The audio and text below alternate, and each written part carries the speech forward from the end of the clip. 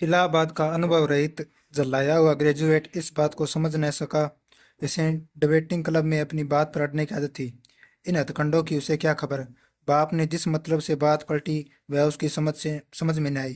बोला, बिहारी लाल लाल बिहारी के साथ वह अब इस घर में नहीं रह सकता। बेनी माधव बेटा बुद्धिमान लोग मूर्ख की बातों पर ध्यान नहीं देते। वह बेसमझ लड़का है। उससे जो कुछ भूल हुई उसे तुम बड़े हो कर क्षमा करो। श्रीकंठ, उसकी इस दुष्टता को मैं कदापि नहीं सह सकता। या तो वही इस घर में रहेगा या मैं। आपको यदि वह अधिक प्यारा है तो मुझे विदा कीजिए। मैं अपना भार आप संभाल लूंगा। यदि मुझे रखना है तो उसे कहिए जहाँ चाहे चला जाए। बस वह यह मेरा अंतिम निश्चय है। लाल बिहारी किसी दरवाजे की चौखट पर खड़ा चुपचाप खड़ा बड़े भाई की बातें सुन रहा था। वह उनका बहुत आदर करता था। उसे कभी इतना साहस न हुआ कि श्रीकंठ के सामने चारपाई पर बैठ जाए, हुक्का पी ले या पान खा ले। बाप का भी वह इतना मान न करता था जितना श्रीकंठ का भी उस पर अधिक हार्दिक स्नेह था। अपने होश में उन्होंने कभी उसे घुड़का तक न था। जब वह इलाहाबाद से आते तो उसके लिए कोई न कोई वस्तु अवश्य लाते। मुकद्दर की जोड़ी उन्होंने ही बनवा दी थी। पिछले साल जब उसने अपने से छोटे जवान को नागपंचमी के दिन दंगल में पछाड़ दिया तो उन्होंने पुलकित होकर अखाड़े में जाकर उसे गले लगा लिया था। 5 रुपए के पैसे लुटाए थे। ऐसे भाई के मुंह से आज ऐसी हृदय विदारक बात सुनकर लाल बिहारी को बड़ी गलानी हुई। वह फूट फूट कर रोने लगा। उसमें स्नेह नहीं कि अपने उसमें संदेह नहीं कि अपने किए पर पछता रहा था। भाई के आने से एक दिन पहले से उसकी छाती धड़कती थी कि देखूं भैया क्या कहते हैं। मैं उनके सम्मुख कैसे जाऊंगा, उनसे कैसे बोलूंगा, मेरी आंखें उनके सामने कैसे उठेगी। उसने समझा था कि भैया मुझे बुलाकर समझा देंगे। इस आशा के विपरीत आज उसने उन्हें हृदय निर्दयता की मूर्ति बने हुए पाया।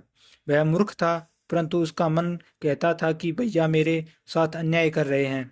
यदि श्रीकंठ उसे अकेले में बुलाकर दो चार बातें कह देते, इतना ही नहीं दो चार तमाचे भी लगा देते, तो कदाचित उसे इतना दुख न होता।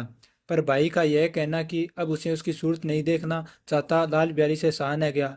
वह रोता हुआ घर आया, कोठरी में जाकर कपड़े पहने और आंखें पोंछी जिससे कोई न यह न समझे कि रोता था। वह आनंदी के द्वार पर आकर बोला, भाभी भैया ने निश्चय किया है कि वह मेरे साथ इस घर में न रहेंगे। अब वह मेरा मुंह नहीं देखना चाहते, इसलिए अब मैं जाता हूँ। उन्हें फिर मुंह ना दिखाऊंगा। मुझसे जो कुछ अपराध हुआ उसे क्षमा करना।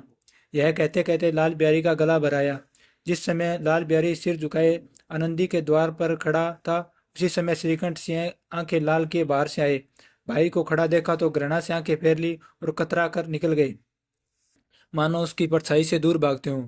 आनंदी ने लाल बिहारी की शिकायत तो की थी, लेकिन अब मन में पछता रही थी। वह स्वभाव से ही दयावती थी। उससे उसका इसका तनिक भी ध्यान न था कि बात इतनी बढ़ जाएगी। वह मन में अपने पति पर झुंझला रही थी कि यह इतने गर्म क्यों थे। उस समय उस पर यह भय भी लगा हुआ था कि कहीं मुझसे इलाहाबाद चलने को कहे तो कैसे क्या करूंगी।